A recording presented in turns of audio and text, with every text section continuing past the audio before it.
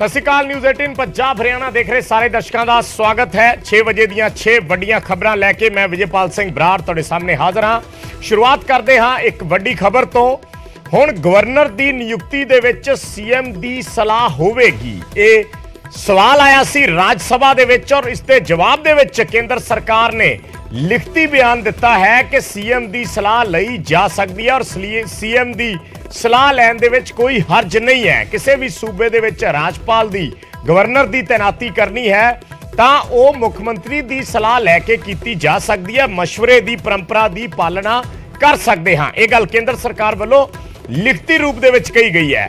उन्होंने कहा कि संविधान दे विच सोध की लोड़ नहीं है। सरकारीया कमिशन दी सिफारिशां नूं दरअसल लागू करने नूं लैके यह सवाल सी और कमिशन ने सीएम की सलाह इस दे विच शामिल करने की सिफारिश की सी। तां सरकार ने लिखती रूप दे विच जवाब दिता कि इस दे विच संविधान च सोध करने की जरूरत नहीं है, पर सीएम की सलाह लई जा सकती है। कमिशन ने जो सोध की सिफारिश की सी उस ते सरकार ने जवाब दिता है। दरअसल केरला तो राज्य सभा एमपी जॉन ब्रिटस के सवाल के जवाब दे विच अज केंद्रीय गृह राज मंत्री नित्यानंद राय ने यह जवाब दिता, जिन्हां दे जवाब के मुताबिक गवर्नर दीयां नियुक्तियां च सीएम की सलाह नूं शामिल किया जा सकता है, पर उन्होंने कहा कि इसके लिए संविधान की धारा 155 च किसी तरह की सोध की जरूरत नहीं लगती।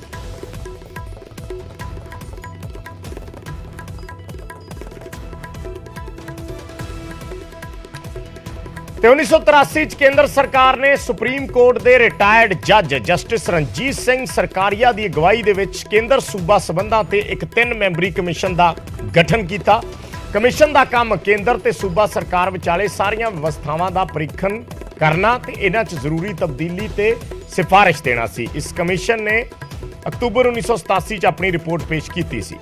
अगली खबर का रुख करते हाँ। 5वीं वड्डी खबर, आम आदमी पार्टी ने सवाल चक्के ने कांग्रेस पार्टी ते। हिमाचल दे विच दरअसल टैक्स नूं लैके सवाल चक्के गए ने और पंजाब दे विच उसका बवाल देखने नूं मिलिया है कि पावर प्रोजैक्ट ते सैस लाया जाएगा। यह हिमाचल का फैसला है और हिमाचल के फैसले ते आम आदमी पार्टी ने सवाल चक्के ने कि पंजाब नूं नीवा दिखाया जा रहा है। आपने पंजाब कांग्रेस ते भी सवाल चक्के ने कि हिमाचल के फैसले ते हुण कांग्रेस चुप क्यों है। दरअसल पावर प्रोजैक्ट तो कमाई दे लई हिमाचल ने सैस लाने का फैसला किया है। डिप्टी सीएम ते जल शक्ति मंत्री मुकेश अग्निहोत्री ने विधान सभा च water cess on hydro power generation bill 2023 पेश किया। इसनूं लैके सरकार ने पहला ऑर्डीनेंस लियांदा सी ते हुण इसनूं सदन च बिल के रूप च पेश किया गया है। हिमाचल सरकार पन बिजली पर योजनावां ते वाटर सैस लगा के सालाना 3829 करोड़ तो ज्यादा की कमाई करेगी।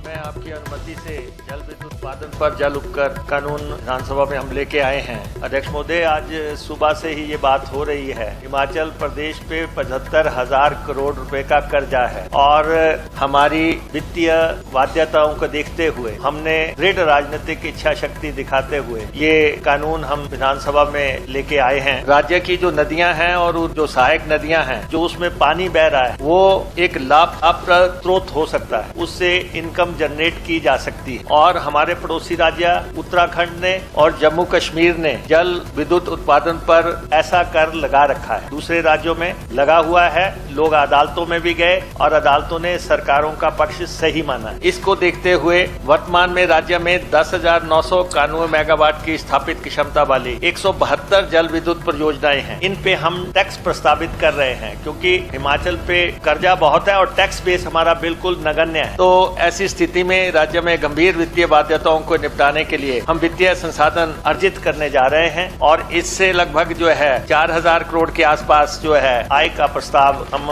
विधानसभा के समक्ष लेके आए। हरेक वो जिहड़ा जख्म जिहड़ा कि हजे तक भरिया नहीं गया पंजाब दा कांग्रेस ने ही दिता है और अज जिस तरीके नाल फिर सत्ता च आउंदियां सार हिमाचल कांग्रेस की सरकार ने वाटर सैस लगाउण की गल कीती है। जिहड़े हाइड्रो पावर प्रोजैक्ट हैं चाहे वो BBMB दे हैं PSPCL दे हैं उन्हां ते इस तो ये गल बिल्कुल साबित हो जाती है कि पंजाब के प्रति इन्हां दा जिहड़ा रवैया है पंजाबियों नूं लैके जिहड़ा इन्हां दा रुख है वो हमेशा दुश्मनी वाला, दोगला और पंजाब नूं परेशान करने वाला।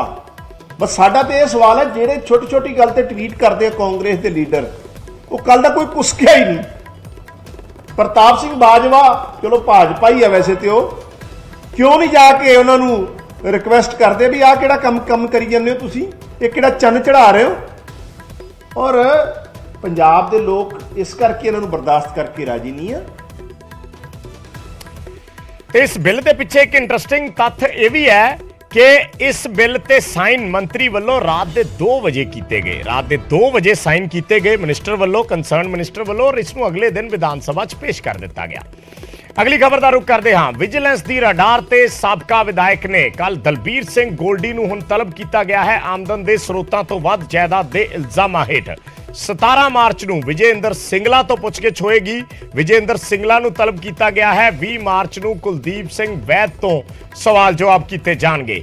सो कई साबका कांग्रेस विधायक विजिलेंस की रडार ते ने। कुलदीप सिंह वैद, साबका मिनिस्टर विजयइंदर सिंगला और धूरी तो साबका विधायक दलबीर सिंह गोल्डी, जिन्हां ने सीएम भगवंत मान के खिलाफ चोन लड़ी सी। धूरी तो पहला वो मौजूदा विधायक सन और इस बार वो भगवंत मान तो हार गए ने। सो दलबीर सिंह गोल्डी नूं भी विजिलेंस वालों सद्या गया है आमदन के स्रोतों तो वध जायदाद के मामले दे विच।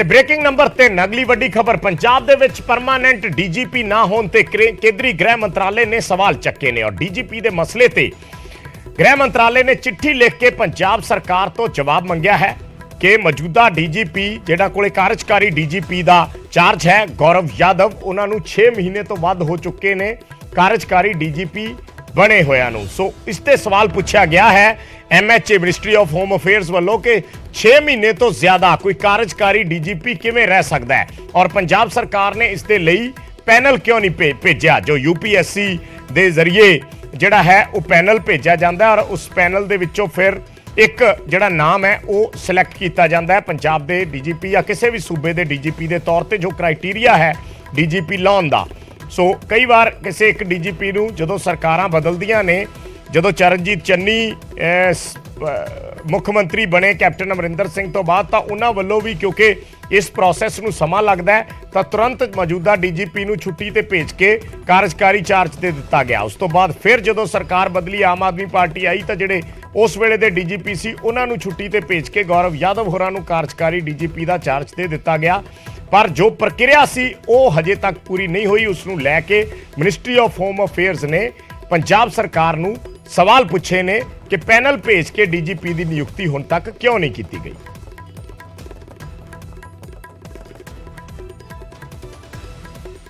ਉਹਦੇ ਤੇ ਆਲਰੇਡੀ ਸਰਕਾਰ ਅੰਡਰ ਪ੍ਰੋਸੈਸ ਚ ਹੈ, ਡੈਫੀਨਿਟਲੀ ਜੋ ਗਾਈਡਲਾਈਨ ਜੋ यूपीएससी ਦੀਆਂ ਗਾਈਡਲਾਈਨ ਹੈ ਉਹ ਤੇ ਅਸੀਂ ਫੋਲੋ ਕਰਾਂਗੇ।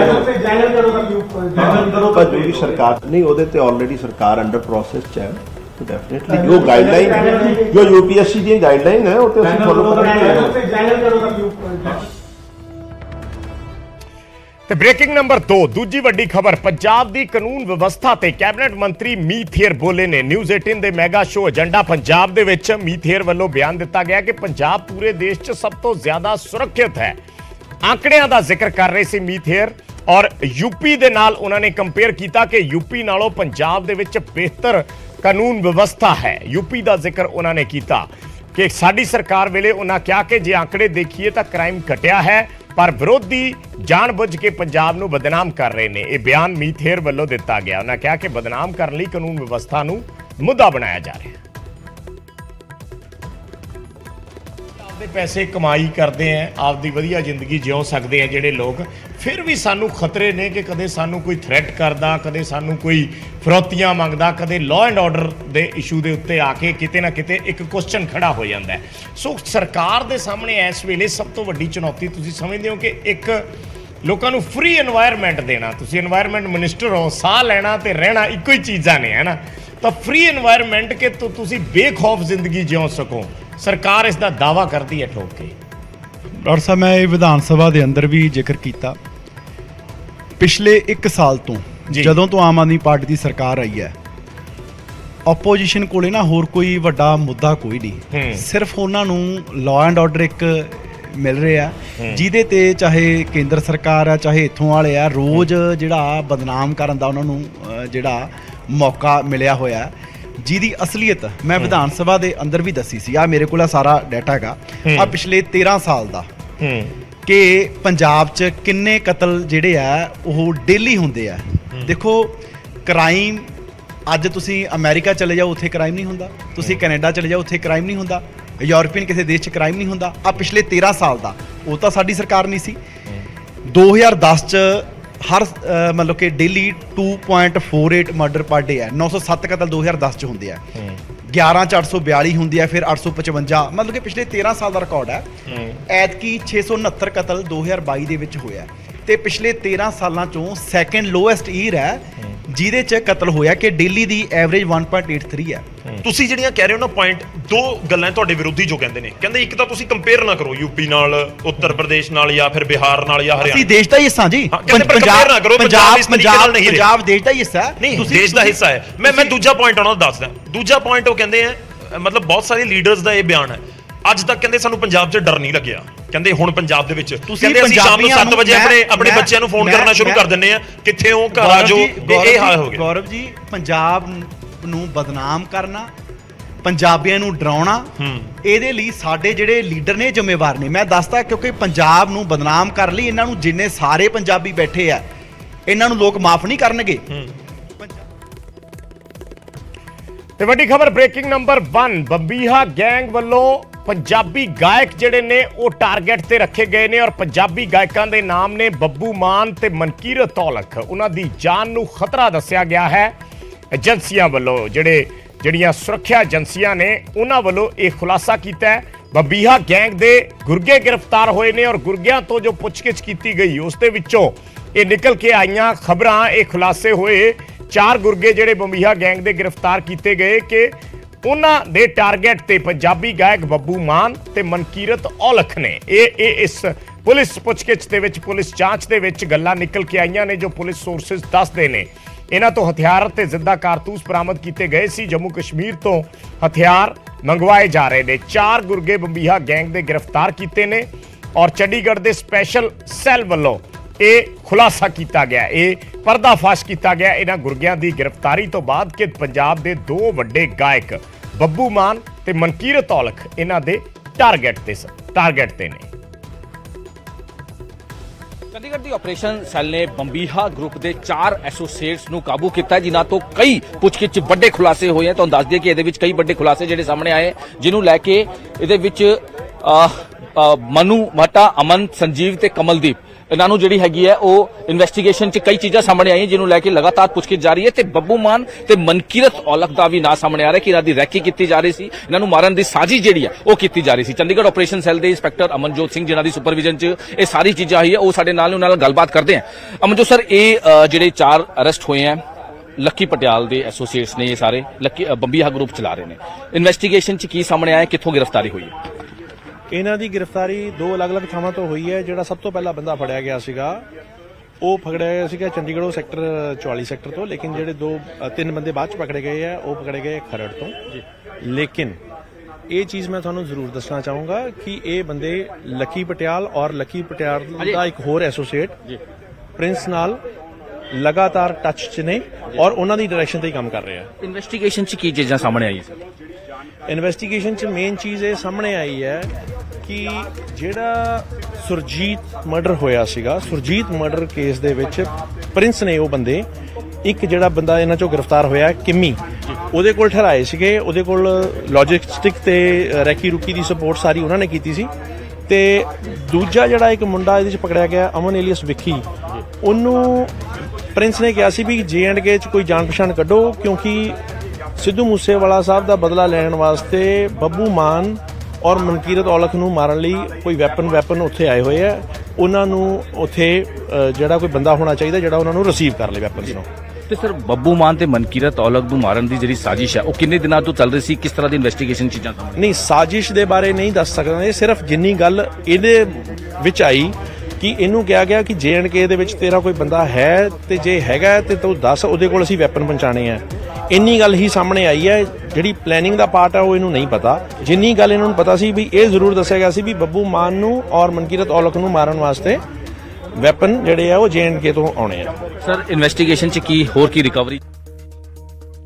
ਤਾਂ ਮਨੋਜ ਰਾਠੀ ਸਾਡੇ ਸਹਿਯੋਗੀ ਜੁੜੇ ਨੇ ਇਸ ਤੇ ਹੋਰ ਜਾਣਕਾਰੀ ਦੇ ਲਈ। ਮਨੋਜ, ਪਹਿਲਾਂ ਵੀ ਕਈ ਵਾਰ ਇਹ ਖਬਰਾਂ ਆਈਆਂ ਨੇ, ਕਈ ਮਹੀਨੇ ਪਹਿਲਾਂ ਵੀ ਬੱਬੂ ਮਾਨ ਦੇ ਘਰ ਦੀ ਸਿਕਿਉਰਿਟੀ ਵਧਾ ਦਿੱਤੀ ਗਈ ਸੀ। ਮਨਕੀਰਤ ਔਲਖ ਬਾਰੇ ਸ਼ੁਰੂ ਤੋਂ ਹੀ ਇਸ ਚੀਜ਼ ਦੀਆਂ ਚਰਚਾਵਾਂ ਨੇ। ਜਦੋਂ ਤੋਂ ਸਿੱਧੂ ਮੂਸੇਵਾਲਾ ਦਾ ਮਰਡਰ ਹੋਇਆ ਉਦੋਂ ਤੋਂ ਮਨਕੀਰਤ ਔਲਖ ਸੁਰਖੀਆਂ ਦੇ ਵਿੱਚ ਨੇ।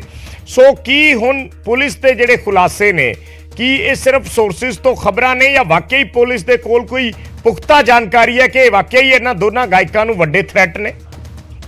देखो विजय, ਇਹਦੇ ਵਿੱਚ ਦੋ ਤਿੰਨ ਅਹਿਮ ਚੀਜ਼ਾਂ ਨੇ। ਜਿਹੜੇ ਵੀ ਇਹ ਬੰਬੀਹਾ ਗਰੁੱਪ ਦੇ ਐਸੋਸੀਏਟ ਕਾਬੂ ਕੀਤੇ ਪੁਲਿਸ ਨੇ, ਇਹਨਾਂ ਦੇ ਕੋਲ ਪਿਸਤੌਲ, ਮੈਗਜ਼ੀਨ, ਜਿੰਦਾ ਕਾਰਤੂਸ ਇਹ ਰਿਕਵਰ ਹੋਏ ਹੈ। ਤੇ ਹੁਣ ਦੀ ਜਿਹੜੀ ਆਪਰੇਸ਼ਨ ਸੈੱਲ ਦੀ ਇਨਵੈਸਟੀਗੇਸ਼ਨ ਹੈ, ਹਾਲਾਂਕਿ ਇਹ ਕੰਮੀ ਇਹਦੇ ਵਿੱਚ ਜਿਹੜਾ ਚਾਰਾਂ 'ਚ ਇੱਕ ਕੰਮੀ ਨਾਂ ਦਾ ਜਿਹੜਾ ਗੈਂਗਸਟਰ ਹੈਗਾ ਐਸੋਸੀਏਟ, ਉਹਦੇ ਤੇ ਪਹਿਲੇ ਵੀ ਪਰਚੇ ਨੇ ਤੇ ਉਹਦੀ ਪੁੱਛਗਿੱਛ 'ਚ ਇਹ ਚੀਜ਼ਾਂ ਸਾਹਮਣੇ ਆਈਆਂ ਕਿ ਜੰਮੂ ਕਸ਼ਮੀਰ ਦਾ ਕਨੈਕਸ਼ਨ, ਕਿਉਂਕਿ ਇਹਦੇ ਵਿੱਚ ਬਹੁਤ ਅਹਿਮ ਹੋ ਜਾਂਦਾ ਹੈ ਕਿ ਜੰਮੂ ਕਸ਼ਮੀਰ ਦਾ ਕਨੈਕਸ਼ਨ ਕਿਉਂ ਹੈ। ਕਿਉਂਕਿ ਲੱਕੀ ਪਟਿਆਲ ਜਿਹੜਾ ਅਰਮਨੇ 'ਚ ਬੈਠਾ ਬੰਬੀਹਾ ਗਰੁੱਪ ਦਾ ਜਿਹੜਾ ਸਰਗਨਾ ਹੈ, ਉਹ ਕਿੰਨਾ ਗਰੁੱਪ ਚਲਾ ਰਿਹਾ ਤੇ ਉਹਦੇ ਨਾਲ ਇੱਕ ਹੋਰ ਉਹਦਾ ਸਾਥੀ ਪ੍ਰਿੰਸ, ਉਹ ਇਹਨਾਂ ਨੂੰ ਫੋਨ ਕਰਕੇ ਕਹਿੰਦਾ ਹੈ ਕੰਮੀ ਨੂੰ ਕਿ ਜੰਮੂ ਕਸ਼ਮੀਰ ਤੋਂ ਲੌਂਗ ਰੇਂਜ ਵੈਪਨ ਜਿਹੜੇ ਹੈ ਉਹ ਅਰੇਂਜ ਕਰਨੇ ਹੈ, ਕਿਉਂਕਿ ਅਸੀਂ ਬੱਬੂ ਮਾਨ ਤੇ ਮਨਕੀਰਤ ਔਲਖ ਦਾ ਕੰਮ ਕਰਨਾ ਹੈ। ਯਾਨੀ ਕਿ ਪਲੈਨਿੰਗ ਜਿਹੜੀ ਹੈ ਉਹ ਕੀਤੀ ਜਾ ਰਹੀ ਹੈ। ਹਾਲਾਂਕਿ ਇਹਨਾਂ ਨੇ ਪੁੱਛਗਿੱਛ ਇਹ ਜ਼ਰੂਰ ਗੱਲ ਦੱਸੀ ਹੈ ਕਿ ਸਾਨੂੰ ਨਹੀਂ ਪਤਾ ਕਿ ਕਿੰਨੇ ਮਾਰਨਾ ਸੀਗਾ, ਕਿਹੜਾ ਸ਼ਾਰਪ ਸ਼ੂਟਰ ਸੀਗਾ, ਕਦ ਮਾਰਨਾ ਸੀਗਾ।